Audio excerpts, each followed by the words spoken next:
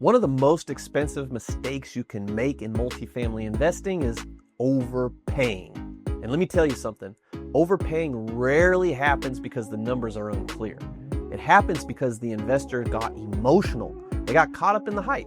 I've watched people buy deals they had no business buying because they fell in love with the building, or they felt pressured by the broker, or they couldn't stand the thought of losing out. And guess what? Here's the truth. When you overpay, you don't own a deal.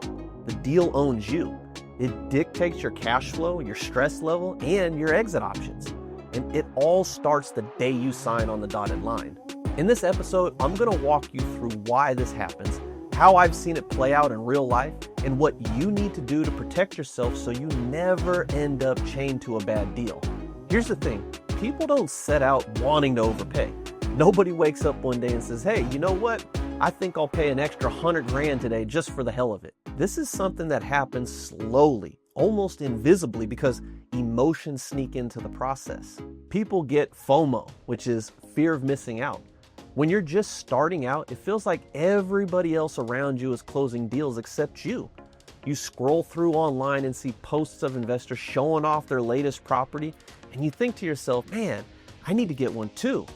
That pressure makes you lower your standards. Another thing that happens is broker hype. Now look, I am a broker. I know how this game works. My job is to get the seller the highest price possible. So what do? Well, we start to highlight the strengths of the property. We sprinkle in words like, prime location or value add and tons of upside. And suddenly a property that's really average starts looking like the golden ticket in your mind. Or people fall in love with the deal. Now, this is the sneakiest one out of all of them. You walk the property, the sun is shining, you see potential everywhere. Maybe you like the layout, maybe you like the neighborhood, and you start saying things like, man, I can make this work, I'll just figure it out. Now, that's not an analysis, that's emotion. I see this constantly as a broker. The Wannabes will come on a tour with me, and halfway through, I know they are gone. I can see it in their eyes. They were already picturing themselves as the proud new owner. And once that happens, guess what? They weren't looking at the rent roll anymore. They were just looking for a reason to justify the price. Now the pros, on the other hand, are the opposite. They walk through the exact same property with me, and you won't be able to read a thing on their face. There's no excitement, no panic, just calm. If the numbers work, they move forward. If they didn't, they say, hey, thanks for showing this to me, and they move on. And that difference, that's the line between someone who stays in the game long term and someone who burns out after one bad deal. Now let's talk about why this is such a killer mistake. When you overpay, you're not just losing money on day one. You're locking in a disadvantage that sticks with you for the life of the deal. Let me give you an example. Say you buy a 10-unit property at a 6% cap rate. The real value should be $1 million, but you get emotional. You get into a bidding war and you end up paying $1.1 million for the property. Now that extra $100,000 means two things. Number one, your cash flow just took a permanent haircut. Your ability to refinance or sell is now hamstrung because the property will always be compared to the real comps in the market.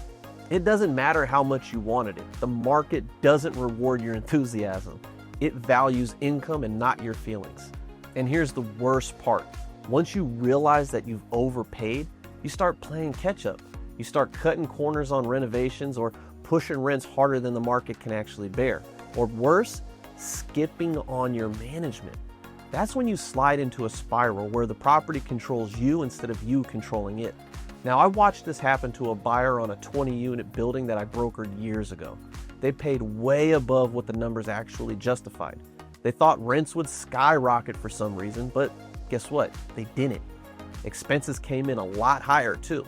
Within a year, they were underwater on that place. Instead of enjoying the property, they were stressed, writing checks every month just to cover the shortfalls. And all of it could have been avoided if they would have just stayed disciplined and said no at the higher price. So how do you protect yourself from this trap? First, you've got to make peace with something. You don't need to win every deal. The market is abundant. There will always be another property, and I mean always. That mindset shift is huge because it lets you detach emotionally. The people who overpay are the ones who convince themselves that this deal's their only shot. It never is. Second, you need to set your walkaway price before you ever make an offer. And I'm talking about a hard line in the sand. Once you know your max, it doesn't matter what the broker says or what other buyers are doing. You stick to it. And here's the benefit. When you do this, you gain credibility. Brokers will notice when you're disciplined. Lenders are going to notice. Your partners are going to notice. You stop being the buyer who chases every shiny object, and you start being the buyer who closes solid deals. And that reputation, that's how the best opportunities eventually find you. Finally, remember this. The pros buy with math, not with emotion. The wannabes buy with emotion and try to justify it with the math later. If you want to last in this business, flip that equation and let the numbers decide, not your feelings. So here's the bottom line. Multifamily investing is not about winning every property. It's about stacking good properties one after the other and actually building wealth. Overpaying because of emotion or hype is how people lose the game before they even start. The market doesn't reward your excitement. It rewards your discipline. And when you build that discipline, not only do you protect your money, you protect your confidence. You don't have to live with buyer's remorse, and you don't have to scramble trying to figure out how to make a bad deal work. You get to move forward knowing you made a smart, profitable choice from the start. That peace of mind is absolutely priceless. So let me ask you, have you ever felt that pull, that little voice saying, just go a little higher so you don't lose it? Drop a comment below and share your experience with me. And don't forget to subscribe so you don't miss out on the rest of the series. Like this video so more investors see it, and stick around. In the next episode, we're tackling another killer mistake. Going too big too fast, or worse yet, staying too small for too long. That one is going to hit home for a lot of you guys.